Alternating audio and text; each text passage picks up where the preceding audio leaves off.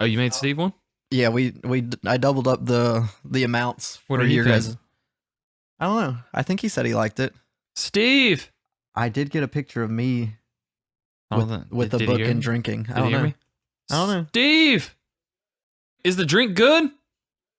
He says the drink is good, everybody. I'm recording. Oh, nice. Yeah, there's a picture of you drinking that drink. I know. With the book. I know. Oh, that's your promo pic. Yeah, unless you want to get in it, and then we can think of something slightly different. Can you just crudely Photoshop a picture of me in there? I can try. I don't know how to do that, but I'll give it to Andy. He's pretty good at that. All right. Yeah. Cool. All right. All right. Are you cool with this being our intro? Yeah, that's fine. I guess. Sick, because That's it's about late. it. It makes as much sense as this book does. And about anything else we've ever said. So Yeah. let's just get into it.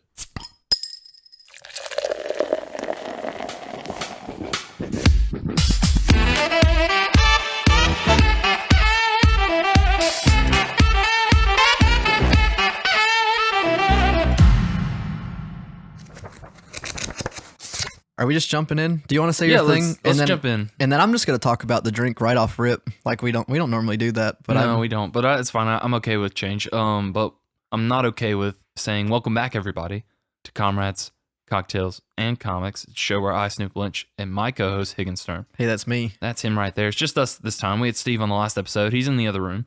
He's over there. We gave him a drink that you're going to talk about here in just a second. Oh, boy, and am I. maybe later we'll talk about a little book we read. Oh yeah, a big book we read. A big little book. It is quite a big book. We read less than we probably said we were gonna.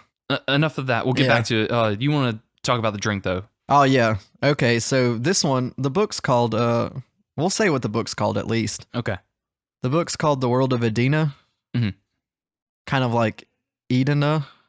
And it's made by this guy named Moebius. I don't remember. That's his pen name. His real name is Jean Garud. I don't know. John He's French. I think it's you pronounce that Giraud, which is ridiculous, but Jean Giraud or John Gerard, something like that. I don't know.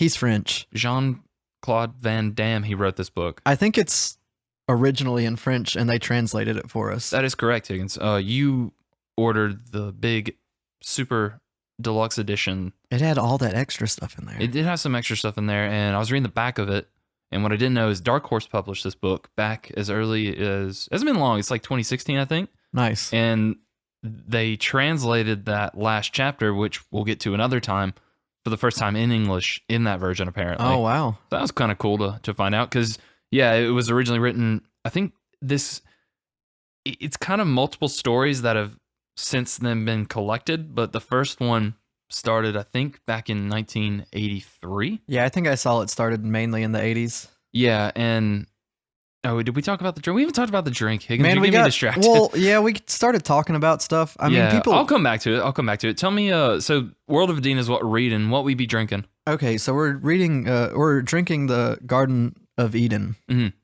And Oh, I get it. yeah, because like it has Eden in the name, and they'll get it later when we talk about the book more a little bit, I think. But I did my tried and true Google. I tried forbidden fruit at first, but then those were like way too complicated. So I looked up Garden of Eden, and boy, that was where the moneymaker was. It's pretty good. It's a perfect summer drink, which we're still in. It's very hot here. You were doing some other activities before you got home to record, so I decided to just reread and catch up on this book outside in the hammock and made myself one of these right before you got here. Quite lovely. It's refreshing. Yeah. And so if you would like to make one of these yourself, you got to take some mint leaves, throw those bad boys in the bottom of your shaker. Yeah. Yeah. Your money maker, You put some lime juice in there, about a shot of lime juice, muddle that bad boy.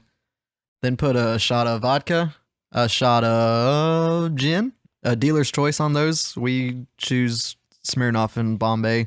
Yeah. Because we like to be right down the middle. We're cultured, and they're cheaper than most of those other kinds of alcohol. Someone told me Bombay Sapphire is kind of expensive, and I was like, I don't know. That feels like the staple gin. Maybe that just means we're moving on up in the world as far as, financially speaking. Yeah. Middle class, baby. Hell yeah.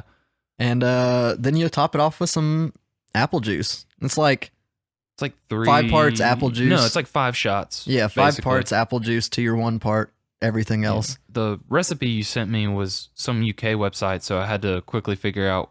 They said milliliters. I had to figure out how many ounces. And turns out, fun fact, I'm sure everyone else already knows this. It in the thing. It's on the thing that we used to pour shots in, the jigger, yeah. So it was 30, so it was close enough. Yeah, I skimped a little bit because it called for 25 of each of those except the apple juice, but yeah. Then you can garnish it with some mint, and we did this time. We garnished our drink this time. Yeah, you garnished this. I've got a second drink here that courtesy of you, so thank you. And yeah, I think you mentioned before we started recording that garnish might add a lot, even though it seems so little. I know, the mint really is coming through on this one. The main thing for me, like kind of the only con to this drink when I first tried it was it's kind of hard to completely balance that lime taste with everything else. It stands out pretty strong. I think I nailed it this time. Yeah, the extra mint definitely helped. It could possibly use even more mint. I don't know. I just record here. Or more alcohol. There's no telling, because I don't taste it at all. Maybe the answer's at the bottom of your glass, Higgins. No, that's just more mint. But yeah, we can talk about the book now. Oh, great. I'd love to. We were already kind of talking about it. This the book that you got, the super special deluxe edition, as you mentioned, came with a bunch of extra stuff. A lot of it's like just notes from him and people associated with translating this version. Yeah, he kind of just like talks about what he had in mind when he made each issue. At least at the start of each issue, he's got like a little paragraph up on the top, and he's like, "This is kind of what I was thinking about when I started writing this one." Yeah, and after kind of looking into it and figuring out that this was written over a certain, a good bit of time and then brought together, that actually helps a lot, kind of not only like separate it acts wise, chapter by chapter, but sets the scene. It lets you know kind of what his general idea is. I read something in the beginning written by him that basically said he doesn't really want to handhold with his stories. He wants you to kind of take the meaning that you want to from it. But having that little layout of kind of what his mindset was when he was coming up with the idea definitely helped me, because this book does get there's a lot of weird twists and turns in it. I'm gonna say the first chapter is the most confusing one. The repairman. Yeah, that part's off the wall crazy, and he's really just thrusting you into it. And at least for me, like, it almost seemed like a funnel towards the end of the third chapter. There's definitely more things that can make sense, but each chapter into it, I was like, this world is making more and more sense of like where they came from and where they end up eventually going. I don't know if you had the same idea. Yeah, kind of. The way, and we haven't really talked about like what the book overall is about, but you mentioned there's this world of Edena. It makes up this whole kind of universe, like stories trying to tell. And we follow two characters, Stell and Atan. Yeah, Stell and Atan. And they're basically just kind of space highwaymen, like repairmen that just travel across the universe and get into adventures. It gave me a very kind of like sci-fi serial vibe, where with that first story, you just kind of jump into wherever it is they are at that point in their adventure. Like that's how we're introduced to these characters, is they say each other's names so we know who's who. Yeah. And a little bit about each other, but really it's just we're supposed to run and catch up basically and just use what we're given to kind of piece together the rest of the world. Yeah, for sure, because unless they're saying their name to each other or saying like what specific role they have, because you pick up that pretty quick. I didn't know which was which until maybe like the second part, I don't think. Yeah. Because they're both pretty androgynous looking. One's just got a honker of a nose and one's got a nice small one. Yeah. And I kept forgetting which one had which and which color beanie they were wearing. That first run through I did, exact same thing. After having read it the first time and going back in and paying more, close attention, you can see these subtle distinctions. As you mentioned, they're both Stell and Atan, like at the very beginning, they're just beanie wearing nerds. It turns out, as it goes, and the last chapter that we read, turns out that Atan is actually a woman. Yeah, and Stell's a man. Just a big, hunky, sexy man, and she's a curvy, sexy lady. And the reason we didn't know that in universe is because they have like these biomutations. This is set like hundreds of thousands of years or whatever after our time. Yeah, very far in the future. And since then, there's been, like, technology has advanced to the point where we can basically live forever. We can live forever unless we, I guess, choose not to. Yeah. It's frequent to have periodic organ transplants. They said they had like somewhere between like 12 to 20 like heart transplants over the course of their 30-year life up until that point or something like that. And it's just a normal thing to the point where when they start talking about it and really just kind of say it out loud, they realize maybe we don't need this many this quickly or at all. Like, it's very interesting that they've become so far separated from our society that this is what they turned into, and it's only when they get to the world of Edena where they're just stripped of all their tech, and the biomutations wear off because they're not getting regular doses of it, I guess, and they're not getting constant heart transplants. They turn back into normal-looking people. Oh, yeah, they get their like hormones from like the food they're eating, and they're not getting their suppressants that they're getting, which... Basically, the reason I think they become androgynous is because they've gotten to the point where procreation isn't necessary. They don't have to find a mate to make a baby. They just kind of put two cells together and let them multiply, basically. Yeah, and they just put all that in the beanie, and then the baby grows from there. Oh, yeah. Yeah, like a tomato plant. It's upside down. Yeah, I forgot about the food. Human society hasn't eaten food, normal organic food, for... who knows how long. They just 3D print it, basically. Yeah, 3D print it, basically. And this is kind of like, I mean, Edena's the main chunk of this, so we'll just mainly talk about that. Yeah, I guess we should clarify, we only read the first 3 chapters, which are... really the first 2 chapters. Yeah, because it's chapter 1, part 1, 1, part 2, and then we read 2, and that's where we stopped. And I definitely want to come back to this at a later point. I'll definitely have to reread the whole thing in one go just to, because I'm sure I'll forget a lot of this. I forgot a lot of it when I read it the second time going through. I was like, oh, there's this.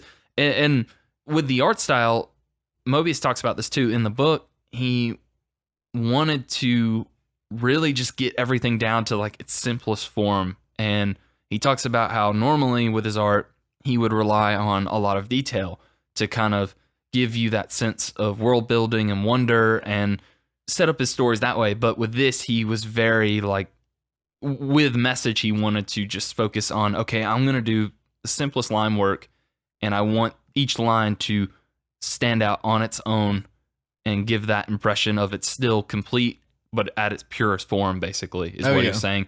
And reading back on it and really focusing on that, you can see a 10 is more feminine looking. For the drugs wear off. It's very subtle. It's the nose, the eyes. The nose is a big tell, yeah. The nose and the eyes, because she has like a slight like pixie nose, basically, I guess you could call it. Yeah.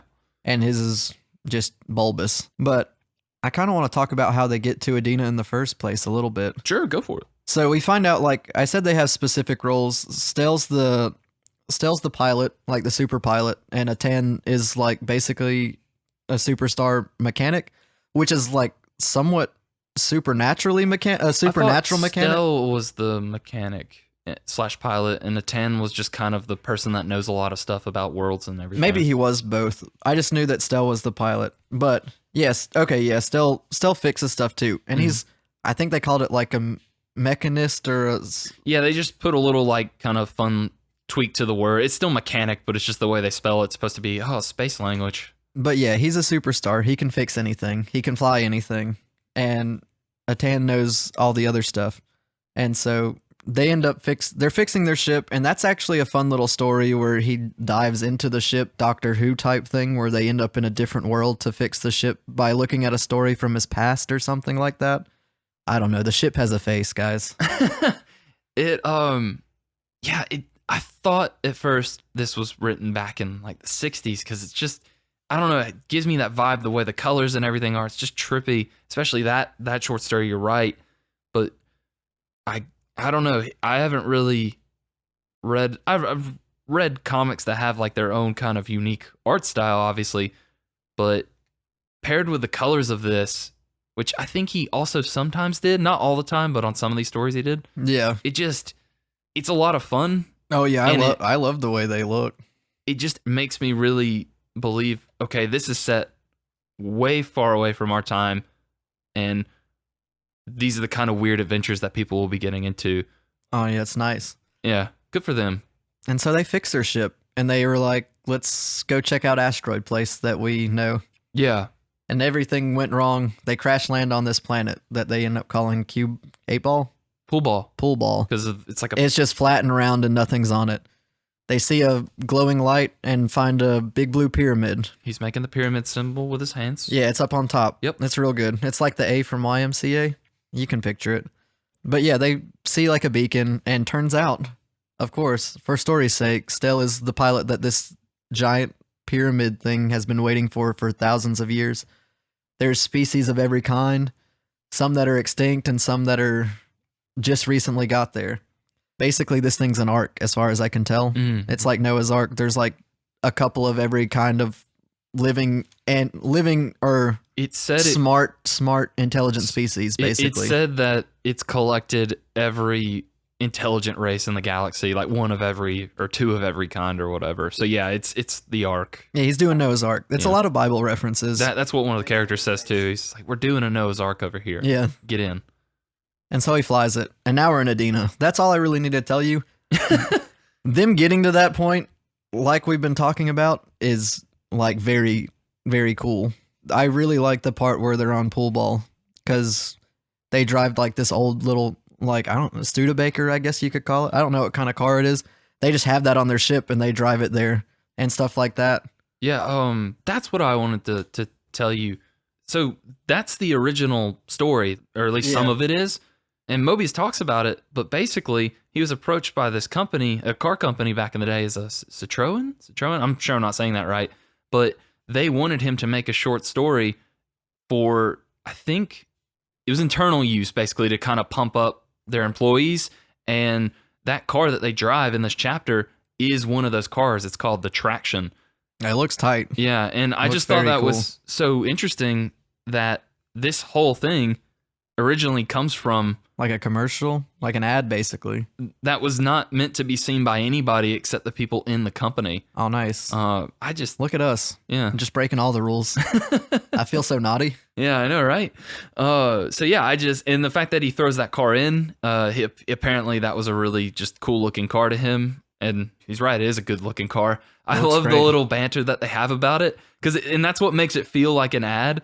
Is they talk about all the stuff it can do, which now just sounds ridiculous. It's got 15 horsepower. It can go to like 20 miles an hour or whatever. They're like, look at us go. Yeah, they're like, oh man, like Earth cars are so cool, aren't they? But yeah, I'm sorry, I didn't mean to cut you off. Oh no, that's all good. Then, like I said, they find out that Stell's the pilot they've been looking for, and then he pilots them off to the world of Edena, which they're not sure what it is at first. They just get plopped onto the planet out of like a bubble. They didn't mean to get land on this world. They didn't know that this was where that pyramid was taking them. Well, that's the thing is, I'm sure it is, but you think that the last chapter of the world they're on is Edena? Oh, I think for sure, because the stuff with the apples, it's very much a play on the Garden of Eden, and especially once they start eating the food, getting the air, changing into their respective like sexes or whatever. Yeah, and then having the sex. Yeah, Tan's a woman and he's a guy, or Stell's a man, and they're like basically the Adam and Eve of this, and they're basically stumbling around the world for the first time. They've been around for 30 some odd years, and they've got all this technology, and they were past a certain point, and then all of a sudden they have to figure out everything from square one, and in this like basically a completely alien world to them. Yeah, and the only reason I was gonna ask you is if you thought it was Edena, because like the way that they get there, they're the only two that get there. They basically wake up on the ship that they all took, all those races, and including them, and they hit a button, just the one button in that room, and all of a sudden they're on this planet with apples and lions and weird dream monsters. So I'm wondering, if they are on Edena, is it just them? Are those other people just trapped on that spaceship? What's going on over there? I kind of want to go back to that eventually. But yeah. The only thing I can maybe take two stabs at like why there wouldn't be other people is because first of all, like I said, they're like the Adam and Eve type characters. So they're the ones that are going out there figuring everything out before everything else comes out there. The pyramid picked them for a reason. They were the last ones that got there. And then immediately it was like, okay, I'm going to leave. I'm going to leave you. Yeah, and then so I'm thinking they're the ones that it needs to start the colonization of this world, basically. And then maybe the others will follow suit. And the only other idea I have is maybe all of the different races got a bubble to the far corners of this place to populate it that way. And those are the only two theories I have, which we'd probably find out if we read, but maybe not. I like kind of where you're going with that, and that makes a lot of sense. Of we're going to follow these two probably for the rest of the story as they've been separated, and so now still trying to find Edena is her name now. Yeah, after he like kind of sexually assaulted her, but to be fair, he had was so weird. But to be fair, he had. I mean, there's no excuses, but he had never seen a woman before, basically. Yeah, and he got real horny. Well, yeah, he had gotten urges that he had never had before, and they took him over. And then she also didn't know how to take them. So she hit him in the head with a rock. She didn't know what was happening at all, even the slightest, because none of them had ever done that before. Yeah. And so they're all of a sudden hit by the urge to make babies. And they're like, what is happening? Yeah. It's like, I don't know what I'm doing it, but I love it. And then she's like, I don't know what you're doing it, but I hate it. Hits him in the head with a rock. I like that part. Oh, yeah. He gets conked out. And then they kind of figure out the world a little bit together, or separately, I guess. I guess they figure out kind of what's going on with their bodies, because some weird bird guy pops up and does some exposition for them and just kind of gets them up to speed. He didn't have to get me or you up to speed, obviously, because we know men and women and differences and such. Man, and I'll tell you what, I read the last chapter of this in a safe house, and within the first few pages of me like being in there, I just get to the scene where they're like completely naked and like you realize that one of them's a girl. One of them's a girl, and one of them's very much a guy. They both have all of their parts showing in like. Not like extreme detail, but if someone looked over your shoulder, they'll be like, why are you looking at this? What are you doing? These naked people comics. And you tell them to pull up a chair and find out why. And you both read the book together and have a great time. Yeah, and then they get clothes eventually, but then they get naked again. Did anyone see the page that you were on where he clearly had a boner? Oh, man. That was the exact page I was on. I don't think anyone saw it, but it's for sure there. Yeah, it's definitely there. Yeah. Think about this book. It's not necessarily a complaint, but it is something I'm going to point out. It does have this back and forth way of like giving you a little bit to make you think you know what's going on now, and then immediately just ripping that away. Because after we find out, oh, she's a girl, oh, they're probably on Eden or some version of Eden. He's Adam, she's Eve. I'm up to date and I'm feeling good. And then I turn the page and then there's this weird dream tentacle monster that attacks them, and turns out it was a dream in a dream. Blue lion, stuff like that. A crazy guy with like tattoos on his head, and he's like, yeah, you're gonna have to fight this thing. You're gonna have to get out of the dream, basically. And he's like, how am I gonna do that? And he's like, Yeah, they were like, we already told you. Why didn't you pay attention? And I went back and checked to make sure that it wasn't just me not paying attention, but I'm calling bullshit on that guy. Maybe they never explained anything to him. I want to say that maybe that everything that like tells them that, the little building they're in, the guy that like talks to him, and even the lion, they're all blue. And I'm wondering if they're not a manifestation of the ship a little bit that's trying to get them. And maybe it did tell them while they were en route, because I mean, they fell asleep. That might be complete bullshit, but it sounds good. No, I like it. It's good speculation. Yeah. I didn't even really pick up on the fact that they were all blue, but you're right. Although that tentacle monster was real green and gross and did some questionable things to that girl later in the story. I know, but Tan looks great by the end of it. Yeah. For a cartoon comic book character. Yeah, I mean, he does too. She's eating healthy. She's working out, getting her steps in. He really grows into his nose too. The long locks, and then he gets a little bit of muscly. It's good stuff. You think he's dead, and then we're kind of left in like a weird middle ground. It's a good cliffhanger, though. You were the one who told me where to stop, and I think you picked a good spot. I think we're basically at the end of like learning what the world is, and now they're like, okay, now we'll have stories on this world. Yeah, it's gonna be pretty like action heavy, probably. There's a very like deep plot with these blue fairies and lions and stuff coming up. I have to assume. Oh yeah, they're visited by some fairies when they sleep. I did look at like a couple pages ahead, and there's some people with some really weird masks on. Just on like the next opening page, there's like a lot of skin tight leather. I looked at that page. They look like Dr. Seuss characters, but yeah, I have no idea what they're up to. Yeah. Yeah. I'm not gonna lie. It's weird. It's a weird book, but I enjoy the journey it took me on. The more I talked about it tonight, the more I liked it. I was sitting at a 7 on the ride home. I was like, I'm giving this a 7. And now it might be a little bit more, but I won't ruin that. Oh, okay. Yeah. And I'll probably say something different than 7. But you just want to be clear, it's better than 7. Yeah, it's whatever better it is than you're 7. Gonna say, Yeah. Yeah. Rereading it definitely kind of gave me more out of it, I think. The first time, I was just kind of floored by the girl reveal. Oh yeah, I did not see that coming. I thought I knew things, and turns out I didn't know anything. And they even trick you because I thought at first, I'm like, oh, like this is actually pretty clever.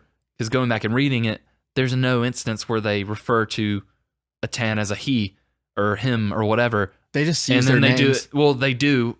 Right before it turns out she's a girl, they say like, oh, he's passed out. Oh yeah, he thinks like, he's a he. I'm like, dang it, they still got me. And there's also this question of, they mentioned in the book, because I was thinking, I'm like, maybe they got taken to Earth, because there's a bunch of apples here, there's a lion here, it's weird and blue, that's different, but and then they start talking about how maybe they're on Earth, and then they quickly say like, but there's no way we're on Earth, it's no it's possible been dead way. for years. So maybe it is Earth, but it's basically supposed to be Eden now because no one's on it anymore. I think that might be what it is too. In their society, they had to leave. They went off for however many thousands of years. Yeah, you take people out of the equation, what happens? It's the nature finds a way type deal. Jurassic Park, all that jazz. Exactly, yeah. So dinosaurs might even be there for all I know. I mean, there's weird blue lions and green tentacle monsters. It wouldn't be the craziest thing to pop up on that place. Also now. Birds and fish and stuff. Yeah, he eats a fish raw. It's pretty good. I wouldn't do it, but like, I mean, yeah, I don't think you could do sashimi. that. Yeah. I'm just looking at this car now. It looks pretty. It's a Trowin. Look at that. I can buy a small thing off the internet if I wanted to. Then I could really do a promo picture. Yeah, but how quickly will it be here? I've got to get this out pretty fast. Oh no, I mean it won't be here in time. It is on Amazon though. Oh, you can get that overnight shipping. Oh yeah. Yeah, how much is that? It's only like $18. Oh, that's how much is the little miniature? What? The thing that you're buying or whatever. That's what I'm saying. $18 for the old car. Oh, it's only 18 miniature. For the car. Okay, the car miniature. How much for the overnight shipping though? Oh, it says it usually ships within 4 to 5 days, so they don't have it as an option. Yeah, I know. But I save $11.81. You should buy it anyway, Just have that on a shelf somewhere. Be looking nice, collecting dust. Maybe. You can put it up on this mantle right here next to the TV. That way you'll always see it when you're watching TV. I know. I could. Maybe. Well, you'll never find out, guys. Just pretend I did if I didn't. Yeah. Oh my God, he's hitting buy now. Oh, wow. Oh, man. He's buying 2 of them, one for him and one for me. I paid $20 extra for the oh my God. This one from Walmart's $76 and it's out of stock. You're going to buy a couple then? Yeah. We don't have to keep this in. This is just... No, I'll leave some of this in, right? Yeah, maybe. It's relevant, I think. Do you have anything else you want to say about the book, though? No, honestly, like I think we nailed it. Like nailed it in one. Yeah, well, it's one of our best eps yet. Part 1, we nailed it in part 1 because we're gonna have to come back to this for the last 3 chapters. Yeah, nailed it in part 1. Yeah, absolutely. Is that your rating for the book? Because it could be. That's a pretty good one. Yeah, man. I mean, you don't have to go with it. Let me think. Okay. I guess I'll give it a crack if you need me to pad. Yeah, you can go. Okay. I think I should be able to get it pretty quick. All right. Slouch a little bit. I'll stand up, get more serious. Move my mic. There we go. All right. So yeah, World of Edena. Had no idea this existed until you recommended it on the last podcast. Neither did I until I recommended it on the last podcast. I'm glad you did. I needed to pick me up, especially after Sweet Tooth. Good episode recording though. Had real fun with you and Kiker on that one. Oh yeah. Anyway, this wasn't exactly what I thought I was going to get into. Looking for that kind of leisurely read, but it's one of those things that's simple in a complex way, and just like that, my complex rating is going to be 50 apples in the mouth of one blue space lion. Man, that sounds pretty good. Yeah, it's a mixed bag, but you know what? That's not a bad thing. Is that enough padding? Do you have a thing? Yeah, I think so. Okay, what is it? Mine was going to have apples in it too, but now I'm just going to say everybody except 5 species that went on the ark. That's what I'm going to give it. So basically an 8.5, I think. That is better than a 7. Yeah. Yeah, nice. Basically 8.5, roughly. Okay, so what are you putting numerical values on our ratings now? No. I wasn't sure. No, I was just making sure that people knew what that meant. Yeah. Just so they knew it was better than 7, since I said it was better than 7. Yeah, no, I think they get it. Well, we got some time. We do have some time. We can do that segment that we do together. Oh, yeah. I have something. I don't know if you want to go first or if... Well, Higgins, you got to introduce the segment. Oh, yeah. Man, shoot. I got it in the last one. No. Readings for squares. I think I nailed it again. I almost forgot it, but I think I got it. Man. Those Mintleys are just taking you to a whole other level tonight, and I like it. I'm saying a lot of big words tonight. I hope you say more big words on this next segment, which is Readings for Squares, and it's where you and I talk about something we've been doing that's media and isn't in a picture book or regular book with words. Oh, yeah. Okay, so I have something that I've been pretty pumped about here recently, and it's pretty brand new. You guys might not have heard of it. It's called The Sopranos on HBO. Oh, man. Yeah, so The Sopranos came out in 1999. Pretty recent. Yeah. I'm just now watching it for the first time, and guys, this show's great. I don't know if you know. I don't know if people have been hyping it up or not, but here I am hyping it up for you now. That beloved show that everybody watched back in the day that everyone says is great. Yeah. I think it's like the first of HBO's like prime like TV. It's kind of what, as far as what I remember, it helped put them on. It's like, I think of a few shows, but it's definitely that one. It's like that, or The Wire. Yeah, right. And then for some, Sex and the City. I didn't know that was on HBO. Yeah, I didn't know that until recently. I always saw it on like actual TV channels. Yeah, they're bringing it back. I guess it got syndicated. Yeah. They're bringing The Sopranos back, sort of. Oh yeah, they got a prequel movie coming out. Yeah, it's about the main character, Tony Soprano. Yeah, played by who plays him in the James Gandolfini plays him in the show. Yeah, right? And his son plays him in the movie. Yeah, that's coming out. So I've dipped in and out. I've never watched it either, even though I was just giving you a hard time about it. Yeah, but I've never watched it. We didn't have HBO back then. Oh yeah, so not a chance. Whatever. I couldn't afford premium TV back then. Now it's sort of relatively affordable. So yeah, I've been dipping in and out with you and Steve while you guys are watching it. I watched the finale with y'all last night, and yeah, it is great. It's just it's one of those things. It's so ridiculously, unapologetically Italian to me. It's so Italian, and it's very much set in the time as far as there's a lot of racist comments. Probably some not great jokes, but like at the end of the day, like, man, they're throwing some great story at you. It basically takes you through the life of soon-to-be boss of the mafia, and turns out Italians can get depressed too, and it's fine. It's fine. He's going to a therapist, and so you get a nice like even mix of him going through therapy and how that like coincides with all of the crimes he's doing and the struggle for power that he's doing, and his mom's not doing well, and he's having to deal with that, and it's just a whole bunch of things colliding that always seem to make sense. Yeah. And like 90% of the characters that you're watching are very enjoyable to watch. Well, that's the only reason I think it works as well as it does, is it's an ensemble cast. And so a lot of times it's hard to balance that many characters and make them all stand out as interesting. And this just doesn't have a problem with it. It's just, it feels so natural. It's one of those things like when a scene going on between two characters, usually they're related, is supposed to be uncomfortable, it's 100% believable. Like, it just feels like I'm peering into this dysfunctional family who also deals with mafia stuff, and I just don't like. I feel uneasy watching it, and that's a good thing because that's what it's supposed to do. So yeah, and so that's where I'll leave you guys with it. You should definitely watch it if you have HBO. I'll give you the reason why I started watching it, because why would a guy in 2021 decide to watch Sopranos all of a sudden? I listened to another podcast. I know, shocking. I don't just make them, folks. It's called Gabagool, and like it's like a Sopranos watch podcast, and it's made by some guys that make a video game podcast I like. And honestly, like listening to their episode after having seen like the episode on TV, and I'm a little farther ahead of them, but like they bring up points that I don't catch because I don't catch everything watching it. Yeah, and it's like, oh man, missed that. That's pretty cool. And then like you get some nice little tidbits. So I get to knock out 2 birds with 1 stone. Yeah. Oh, so you're still listening to the podcast that they're doing? Yeah, they're through like episode 10. And okay, we just finished the 13th episode. Yeah. So nice. No, I definitely want to.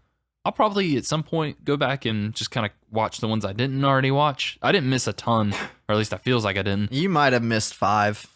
That seems like more than I thought, but I think I'm good. Like, it's one of those things that I think I'm good enough to just keep going, kind of where you're at. I think I think you would be fine too. I also don't want to lose an excuse to not watch more Sopranos, I guess. Oh yeah, more Sopranos. So we like to call it Sopranos. Sopranos, yeah. I love me Sopranos. So yeah, did you have anything that you would like to talk about, even though we both kind of talked about that one? Yeah, I guess I knew you would probably talk about it. I just was excited to talk about Sopranos because I kind of wanted to talk about it last episode. Oh, nice. Well, I'm excited that you got to do that this time, and that I had something to contribute to that conversation. Oh man. As far as what I've been doing that's not book related, so I've been playing through a video game called Little Nightmares 2, and it's basically a sort of 2D, sort of 3D side scroller indie game. I played the first one, and I really like this kind of game. There's been a few like it. There's been Inside, Limbo, and then Little Nightmares. And it's just, I love the setting. It's all eerie. You're usually just this kind of helpless child running away from creepy demon adults. In this one, it's like weird pottery people. And then there's a woman who I'm constantly running away from, who can like stretch her entire head and follow you all across the little map that you're in. In this game, in the second one, they added a little bit of combat.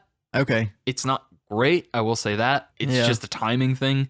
I got you. But it's nice to kind of have that to ease you a little bit, because the first one is just so much tension, because all you can do is run and hide. And the sound design in this is incredible. I think that's what, like, the sound design paired with these Burton-esque visuals, it's kind of an even more effed up version of, say, like A Nightmare Before Christmas a lot. Oh yeah, the shape, because I played the first one too, so like I can definitely say that it's the creepiest thing you'll ever like look at. I never really get jump scared. You always pretty much see the thing that you're scared of, or hear music to know that the thing's there to be scared of him or her. And that, honestly, for me, makes it so much worse. The fact that I can hear it before I even see it. And sometimes they're doing like little chittering noises and like or like click, click, click, click.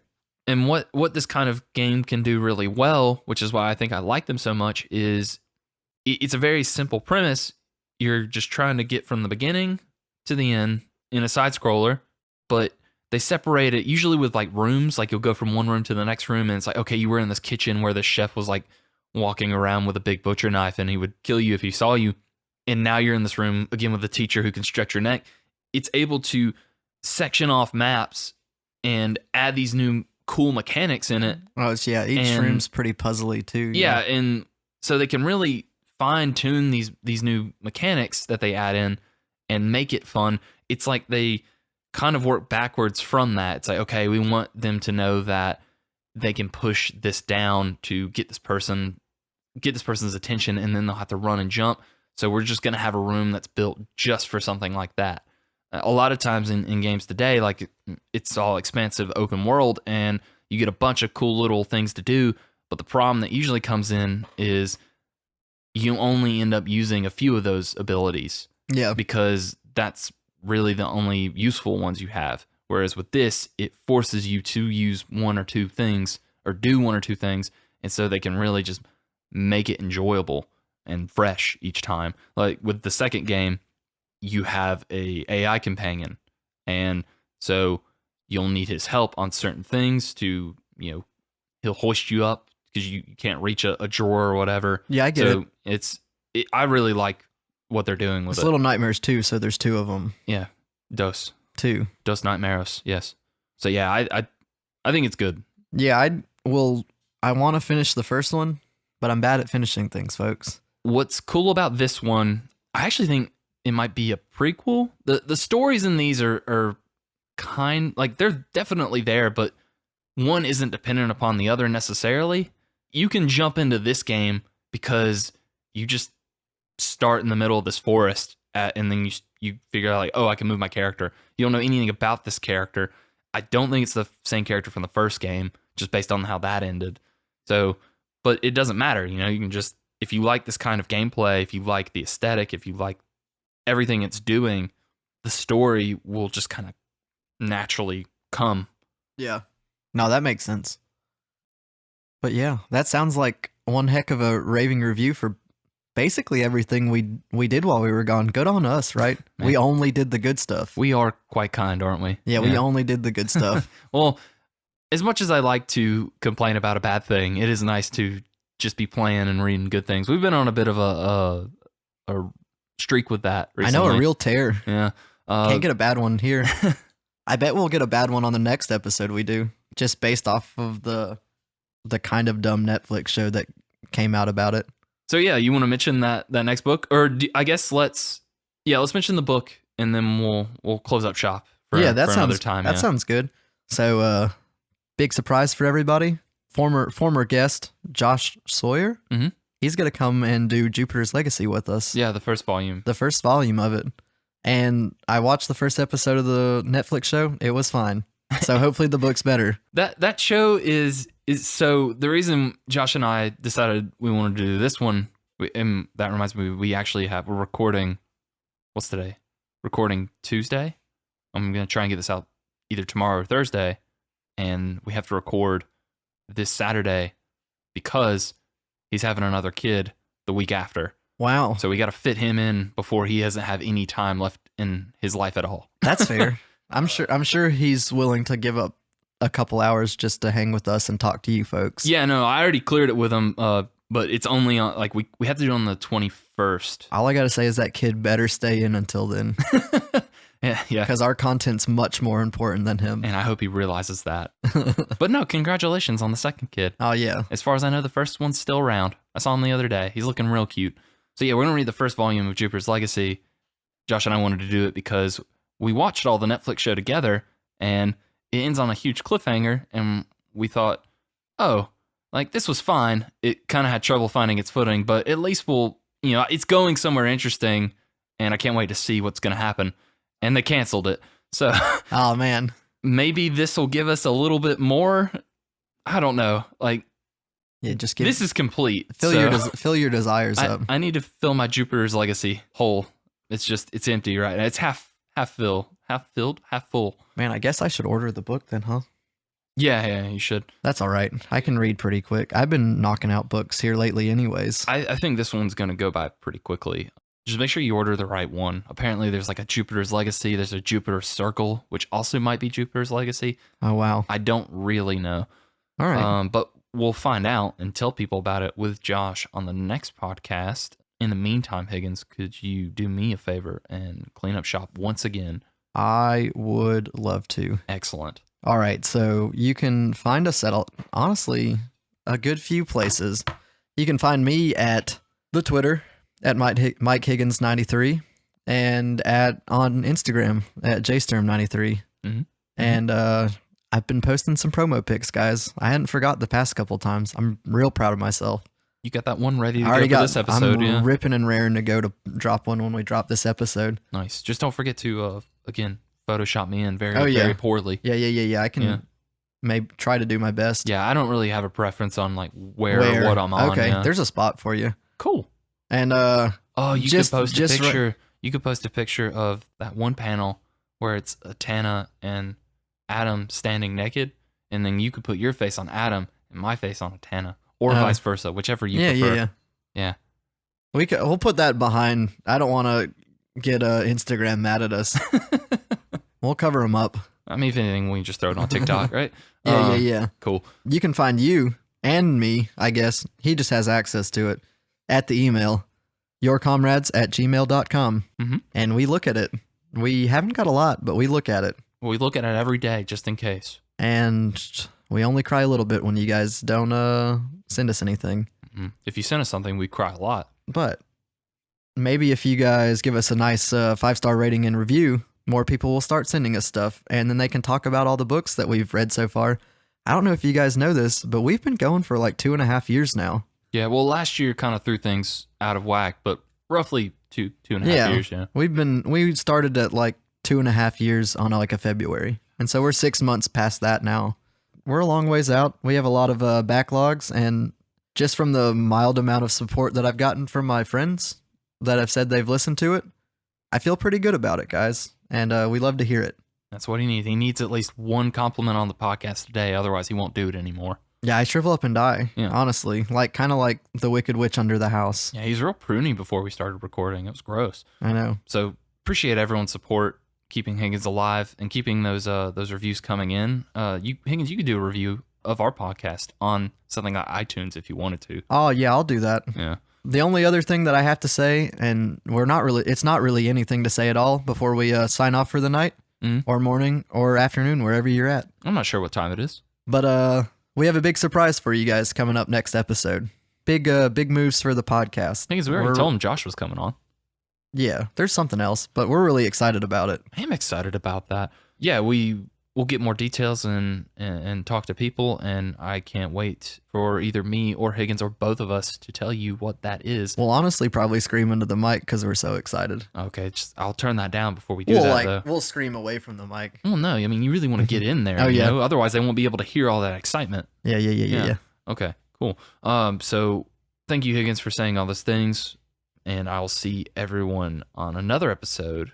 But until then, cheers, guys. And Higgins will say, they like to tell you that an apple a day keeps the doctor away.